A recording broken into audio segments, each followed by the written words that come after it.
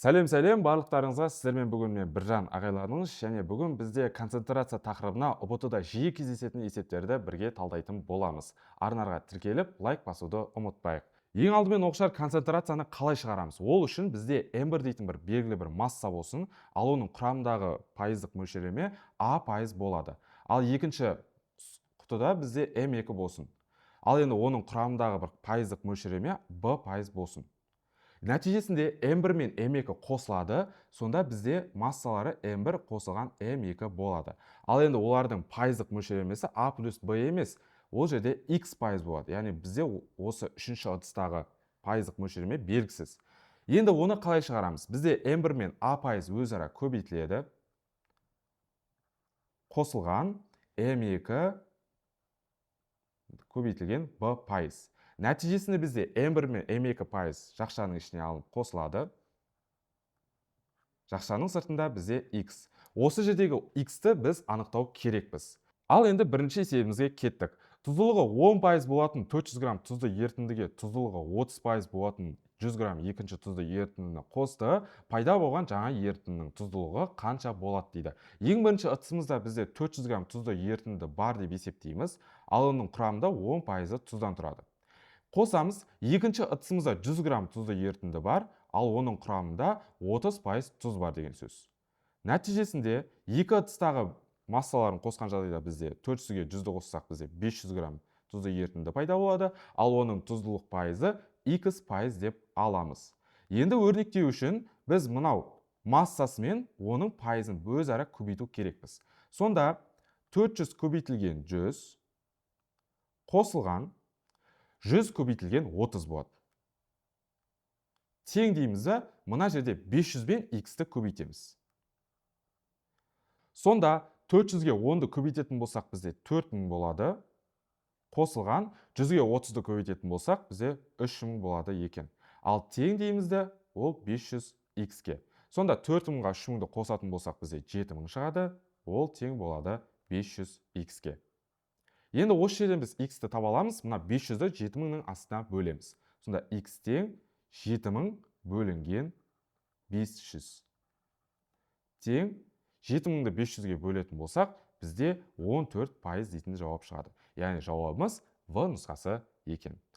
Екінші есебіміз, құрамында 80% күміс бар қорытпаның салмағы 30 кг, осы қорытпаға таза 10 кг күміс қосылды, пайда болған жаңа қорытпаның күміс пайызын табыңыз дейді. Яғни ең бірінші ыдысқа бізде қорытпасы бар 30 кг сұйықтық бар, ал оның 80%-ы күмістен тұрады.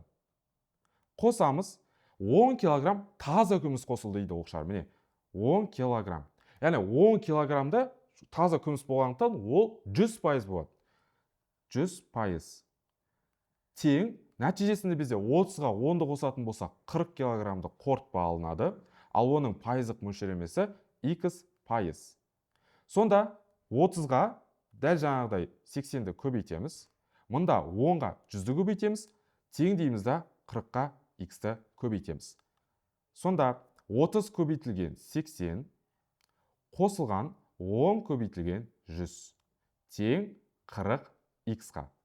30-ға 80-ді көбейтетін болсақ бізде 2400 қосылған 10-ға 100-ді көбейтетін болсақ 1000 тең 40 X-қа.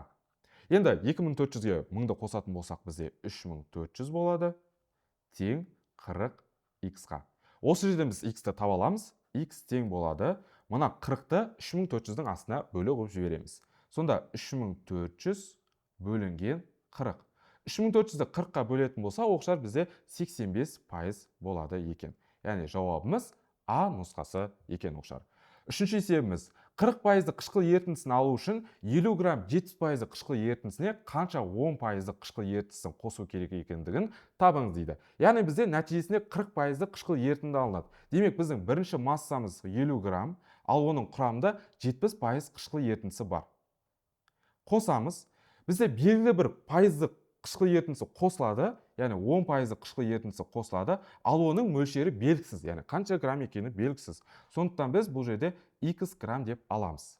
Тең 50-ге X қосылады, үшінші бізде қышқыл ерітіндісі пайда болғанда 50 плюс X болады. Ал оның құрамында бізде 40% қышқыл ерітіндісі пайда болады. Сонда дәл жаңағыдай 50-ге 70-ті көбейтеміз. Қосылған 10-ға x-ті көбейтеміз. Тең дейміз де 50 қосылған x-қа 40-ты көбейтеміз. Сонда 50-ге 70-ті көбейтетін болса оқушылар 50-ге 70-ті көбейтіп жіберейік бірден.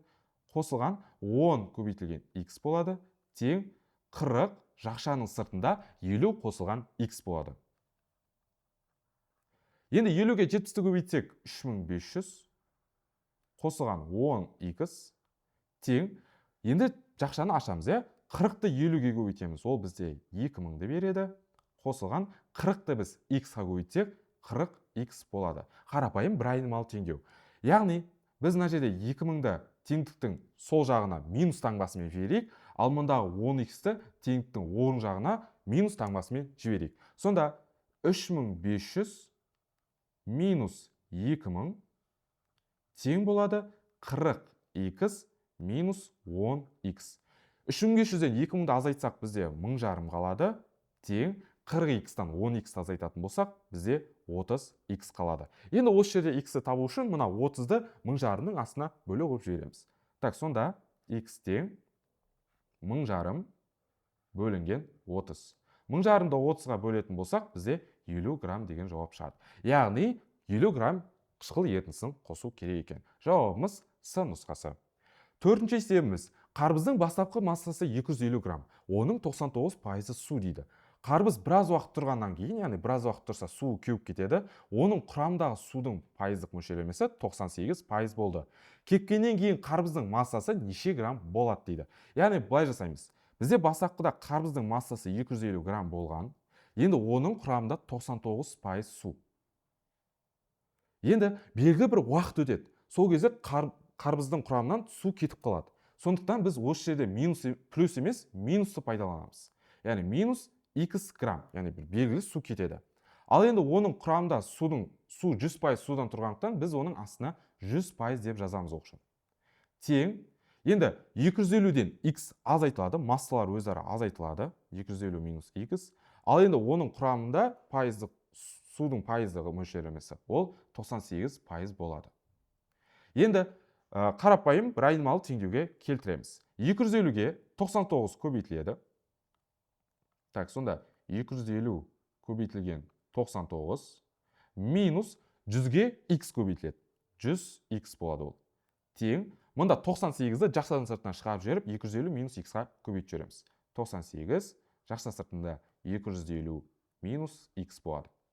Енді оқушылар біз мына жерде көбейту амалдарын орындап жіберейік. 250-ге 99-ды көбейтетін болсақ бізде 24750 болады.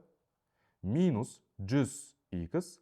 Ал мұнда 98-ге 250-ді көбейтіп жіберейік. 98 көбейтілген 250 бұл бізде 24500 болады. Минус 98-ді минус x-ға көбейтеміз. Сондықтан бізде ол минус 98x болады. Енді x-терді бір жаққа, сандарды екінші жаққа жинайық. Так, мына жерде 24500-ді теңдіктің сол жағына минус таңбасымен жіберсек болады, ал минус 100x теңдіктің оң жағына плюс таңбасымен барады. Яғни 24750 минус 24500 тең минус 98x плюс 100x болады. Енді 24750-ден 24500 азайтсақ бізде 250 қалады. Тең минус 98-ге 100x-ті қоссақ 2x-тің өзін береді. Сонда x-тің өзін табатын болсақ, мұнда 2-ні 250-дің қасына бөліп жібереміз. Яғни 250 бөлінген 2 ол тең болады 125-ге. Яғни бізде қарбыз өзінің 125 грамм массасын жоғалтты деген сөз. Кепкеннен кейін сонда қарбыздың массасы қанша болады? Біз осы 250-ден 250 граммнан қарбыздың массасынан кепкен 125 граммда азайтып тастаймыз. Сонда бізде нәтижесінде 125 грамм қалады екен. Яғни жауабымыз А нұсқасы болады оқушылар. Бесінші есеп. Стакандағы 150 грамм ерітіндінің құрамындағы қанттың концентрациясы 16%, оның үстіне 200 грамм қайнаған су құйылады және 50 грамм қант салынады. Пайда болған ерітіндідегі қанттың концентрациясын табыңыз дейді. Яғни бізде бірінші сұйықтығымызда 150 грамм ерітінді бар, оның 16% қанттан тұрады. Қосылған, қараңыздар, 200 грамм қайнаған су құйылады. Яғни 200 грамм қайнаған су құйылған жағдайда, енді қайнаған суда ешқандай да қант болмайды, сондықтан ол жақта қанттың құрамы 0% болады. 0% дейміз. Және тағы да бір зат қосылады, ол 50 граммдық қант. Яғни 50 грамм қант қосылған жағдайда, енді қант 100% қанттан тұрғандықтан, біз оның пайыздық мөлшерлемесін 100% деп аламыз. Сонда бізде 150, 200 және 50-ді қосқан жағдайда бізде 400 граммдық жаңа ерітінді алынады, ал енді оның пайыздық мөлшерлемесін x деп аламыз. Енді мына жерде 150-ді 16-ға, 200-ді 0-ге, 50-ді 100-ге және 400-ді x-ге жеке-жеке көбейтіп шығайық. 150 көбейтілген 16, міне, екеуін бір-біріне көбейттім, қосылған 200 көбейтілген 0, қосылған 50 көбейтілген 100, тең болады 400 көбейтілген x, яғни 400x. Так, 150-ді 16-ға көбейтіп жерсек, қаншаны береді екен? 150 көбейтілген 16, ол бізде 2400. Қосылған 200-ді 0-ге көбейткен жағдайда, ол 0 болады. Қосылған 50-ді 100-ге көбейтетін болса, ол бізде 5000-ді береді. Тең 400x-қа. Енді 2400-ді 5000-ға қосатын болсақ, бізде 7400 болады. Тең 400x-қа. Енді x-ті табатын болсақ, мына 400-ді 7400-ге қарай бөлу қойып жібереміз. Так, сонда бізде қанша болады екен? 7400 бөлінген 400 тең болады 18,5%. Яғни біздің жауабымыз D нұсқасы екен оқушылар. Келесі 6-шы есеп. 40% тұзды ерітінді алу үшін 50 грамм 10% тұзды ерітіндіге неше грамм 60% тұзды ерітіндіні қосу керек дейді. Яғни тура бағанағыдай есеп. Яғни бізде 50 грамм 10% тұзды ерітінді бар. 50 грамм астына пайыздық мөлшерлемесі 10%. Қосылған 60% тұзды ерітіндіні қосып жатырық. Сондықтан 60% тұзды ерітіндіні жазып қоямыз да, бірақ оның массасын x деп аламыз, яғни x грамм. Нәтижесінде бізде 50 граммға x грамм қосылса, ол 50 қосылған x грамм болады. Ал енді оның пайыздық мөлшерлемесі ол 40% болады. Өйткені біз нәтижесінде 40% алып тұрық. Астына 40% жазып қоямыз. Сонда 50-ге 10-ды көбейтеміз. Қосылған 60-ға x-ті көбейтеміз. Ол бізде 60x болады. Тең 40-қа 50 қосылған x-ті көбейтеміз. Так, тең 50-ге 10-ды көбейтетін болсақ, бізде 500. Қосылған 60-қа x-ті көбейтетін болсақ, ол 60x. Тең 40-ты 50-ге жеке-жеке көбейтіп шығамыз. 40-ты 50-ге көбейтетін болсақ, бізде 2000. Қосылған 40-ты x-қа көбейтетін болсақ, ол бізде 40x-ті береді. Сонда біз 500-ді теңдіктің оң жағына минус таңбасымен, ал 40x-ті теңдіктің сол жағына минус таңбасымен жіберейік. 500-ді 2000-ға қарай минус таңбасымен, ал 40x-ті 60x-ға қарай минус таңбасымен. Сонда 60x минус 40x болады, тең 2000 азайтылған 500 болады. 60x-тан 40x азайтсақ, бізде 20x қалады, тең 2000-нан 500 азайтатын болсақ, ол бізде 1000 қалады екен. Сонда x-тің жауабы ол осы 1000-ды көбейтіліп тұрған 20-ға бөліп жібереміз. Так, 1000-ды 20-ға қарай бөлетін болсақ, қаншаны береді екен бізде? 75-ті береді екен. Яғни жауабымыз 75 грамм. В варианты екен. Ал енді 7-ші есепке көшейік. Ыдыстағы 500 грамм ерітіндінің құрамындағы қанттың концентрациясы бізде 20% еді. Бірнеше сағаттан кейін 100 грамм су буланып кетті. Қалған тәтті судың құрамындағы қанттың концентрациясын табыңыз дейді. Яғни бізде 500 грамм ерітінді бар тұғын, тәтті су. Енді оның 20% қанттан тұрады. Енді бір белгілі уақыттан кейін 100 грамм су буланады. Минус 100 грамм су. Яғни бізде оқушылар су буланғандықтан судың құрамында ешқандай да қант жоқ. Сондықтан 100-дің астына біз 0% деп жазып қоямыз. Яғни 0%. Тең. Енді 500-ден 100-ді азайтатын болсақ, оқушылар бізде 400 грамм болады. Ал енді оның құрамындағы қанттың концентрациясы x деп қоямыз. Сонда 500-ді 20-ға көбейтеміз, 100-ді 0-ге көбейтеміз, тең дейміз, 400-ді x-ға көбейтеміз. Сонда 500-ді көбейтеміз 20-ға, минус 100 көбейтілген 0-ге. Тең 400 көбейтілген x деп аламыз. Енді 500-ді 20-ға көбейтетін болса, оқшар бізде 10 мың болады. Минус 100-ді 0-ге көбейтсек 0 болып кетеді. Оны жазудың қажеті жоқ. Тең 400-ді x-ға көбейтеміз. Енді осы жерде x-тің өзін табатын болсақ, x тең мына 10 мыңды бөлеміз 400-ге. Сонда, мында 10 мыңды 400-ге бөлген жағдайда оқшар бізде 25 дейтін жауап шығады. Яғни 25%. Яғни қалған тәтті судың құрамындағы қанттың концентрациясы 25% дейтін В нұсқасы сәйкес келеді. Енді кеттік 8-ші есебіміз. Еркіннің 200 грамм салмағы бар 20% қант ерітіндісі бар. Ол ерітіндіге 260 грамм су және 40 грамм қант қосты.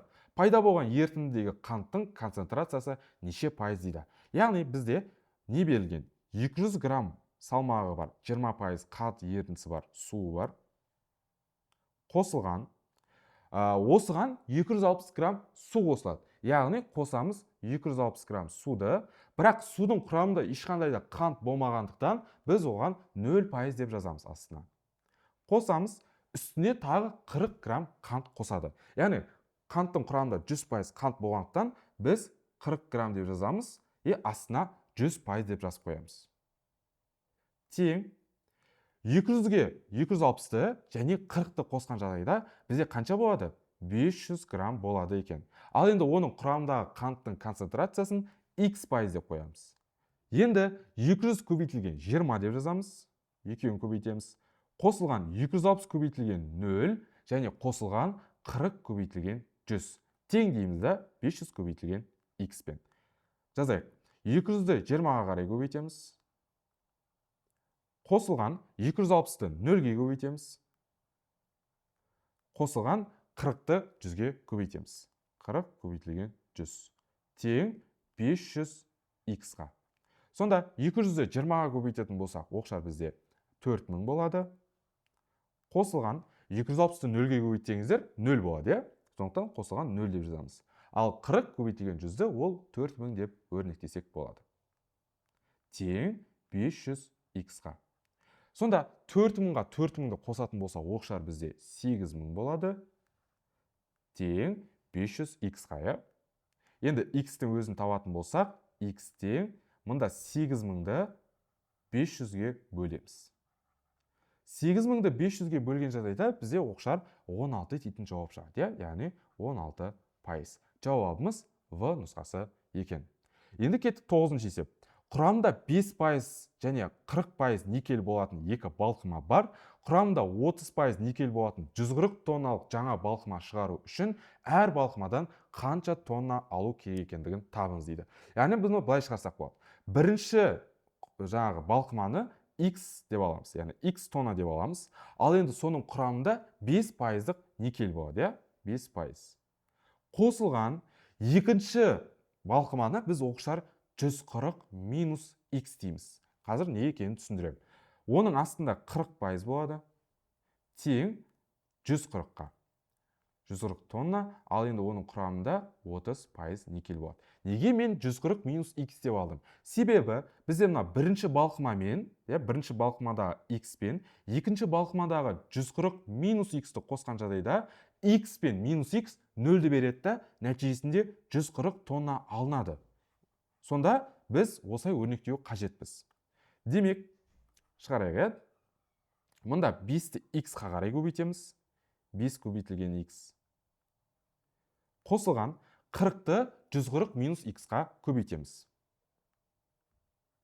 140 минус x-қа. Тең 30 көбейтілген 140. Сонда 5x қосылған 40-ті 140-қа қарай көбейтейік. Сонда қаншаны береді екен? 40 көбейтілген 140, ол бізде 5600. Минус 40-ті минус x-қа көбейтеміз. Сонда ол минус 40x болады. Тең 30-ды 140-қа қарай көбейтіп жіберейік. Сонда қаншаны береді? 4200-ді береді.